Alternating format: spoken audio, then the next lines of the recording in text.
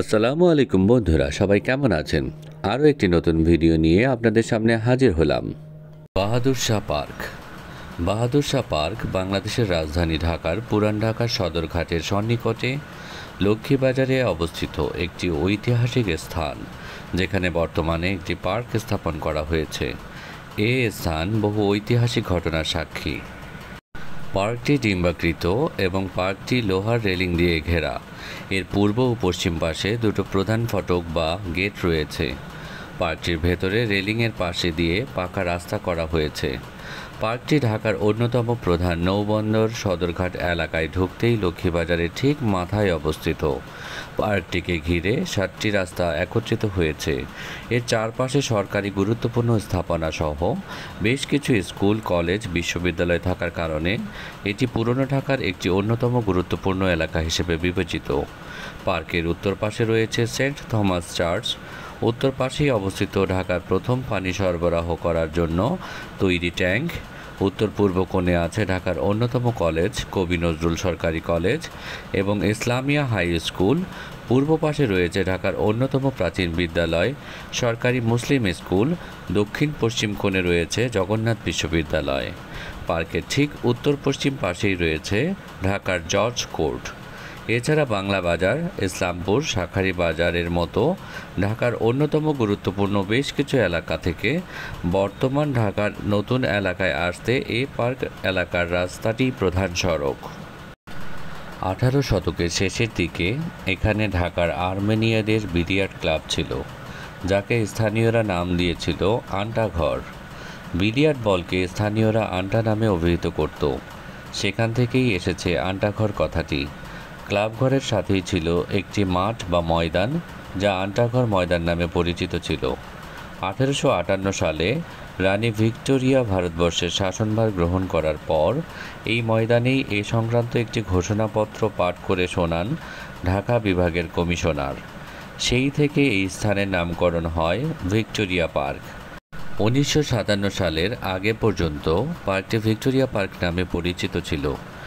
1857 সালের সিপাহী বিদ্রোহের পর এক প্রহসনমূলক বিচারে ইংরেজ শাসকেরা ফাঁসি দেয় অসংখ্য বিপ্লবী সিপাহীকে। তারপর জনগণকে ভয় দেখাতে সিপাহীদের লাশ এনে ঝুলিয়ে দেয়া হয় এই ময়দানের বিভিন্ন গাছের ডালে। 1957 সালে সিপাহী বিদ্রোহের শতবার্ষিকী পালন উপলক্ষে এখানে একটি স্মৃতিসৌধ নির্মাণ করে পার্কের নাম পরিবর্তন করে রাখা হয় বাহাদুর শাহ পার্ক। সিপাহী বিদ্রোহ অনুষ্ঠিত হয়েছিল ইংরেজ শাসনের সমাপ্তি ঘটিয়ে মুঘল সম্রাট দ্বিতীয় বাহাদুর শাহের শাসন পুনরায় আনার জন্য। তাই তার নামানুসারে এর নতুন নামকরণ করা হয় বাহাদুর শাহ পার্ক। এর ইতিহাস বলতে গেলে বলা হয় 19 শতকের প্রথমার্ধে ইংরেজরা এটি কিনে নেয়। তারা এটিকে একটি পার্কের রূপ দেয় এবং এর চারিদিকে লোহা দিয়ে ঘিরে দিয়ে এর চার কোণায় 4টি দর্শনীয় কামান স্থাপন করে। অচিরেই স্থানটি জীর্ণ হয়ে গেলে ভেঙে নবাব আব্দুল গনির উদ্যোগে একটি ময়দানের মতো তৈরি করা হয়। এর চারপাশে তখন আর্মেনিয়ানরা বাস করত। 1824 সালেও এটি ছিল কয়েকটি রাস্তার মাঝে এক টুকরো খালি জায়গার বৃত্তাকার একটি বাগান। ক্লাবঘরটির পৃষ্ঠপোষক ছিলেন ঢাকার নবাব আব্দুল গনি ও নবাব আহসানুল্লাহ। ক্লাবটিতে ইংরেজরা বিলিয়ার্ড ছাড়াও টেনিস, ব্যাডমিন্টন খেলত এবং আড্ডা দিত। এখানে পার্টি ফাংশনেরও আয়োজন করা হতো। ঢাকা ক্লাবের ইতিহাস এবং পুরনো নথিপত্র অনুযায়ী আন্টাঘর ময়দানের কাছে ঢাকা ক্লাবের 1 একর জমি ছিল। পুরনো কর্মচারীদের মতে ঢাকা ক্লাব 1952 সাল পর্যন্ত এই এলাকার 3 একর জমির জন্য খাজনা প্রদান করত। 20 শতকের 20-এর দশকে ঢাকার নবাবদের ক্ষমতা এবং প্রভাব প্রতিপত্তির ভাটা পড়লে ক্লাবটির প্রতি তাদের অনুদান কমে যায়।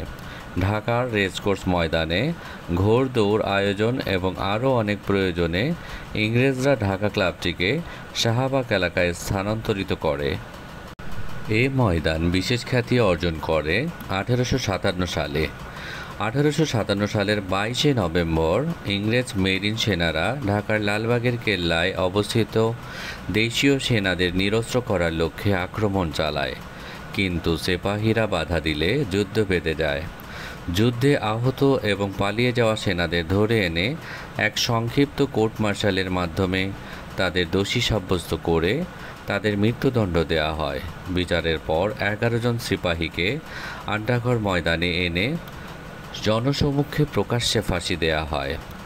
স্থানীয় লোকদের মধ্যে ভীতির সঞ্চার করতে লাশগুলো বহুদিন যাবৎ এখানকার গাছে গাছে ঝুলিয়ে রাখা হয়। এ ঘটনার বহুদিন পর্যন্ত এই ময়দানের চারপাশ দিয়ে হাঁটতে ঢাকাবাসী ভয় পেত, কারণ এই জায়গা নিয়ে বিভিন্ন ভৌতিক কাহিনী ছড়িয়ে পড়েছিল। সিপাহী বিদ্রোহ দমনের পর ইংরেজরা তাদের সেনাদের স্মরণে আন্টাঘর ময়দানে একটি স্মৃতিস্তম্ভ তৈরি করেছিল। আর্মেনীয় ক্লাব ঘরের চার কোণায় বসানো সীমানা নির্দেশক 4টি ব্রিটিশ কামান পরবর্তীকালে তুলে এনে এই পার্কের চারিদিকে বসানো হয়। এই পার্কের উন্নয়নে নওয়াব আব্দুল গনির ব্যক্তিগত অবদান ছিল। তার নাতি খাজা হাফিজুল্লাহর মৃত্যুর পর তার ইংরেজ বন্ধুরা জনাব হাফিজুল্লাহর স্মৃতি রক্ষার্থে চাঁদা তুলে 1884 সালে এখানে একটি স্মৃতিফলক স্থাপন করেছিল। 1957 সালে সিপাহী বিদ্রোহর 100 বছর পূর্তি উপলক্ষে ঢাকা ইমপ্রুভমেন্ট ট্রাস্ট এর উদ্যোগে এই স্থানে একটি স্মৃতিসৌধ নির্মাণ করা হয়। এই পার্কের স্মৃতিসৌধটি 4টি পিলারের উপর দাঁড়ানো চারকোনা একটি কাঠামো।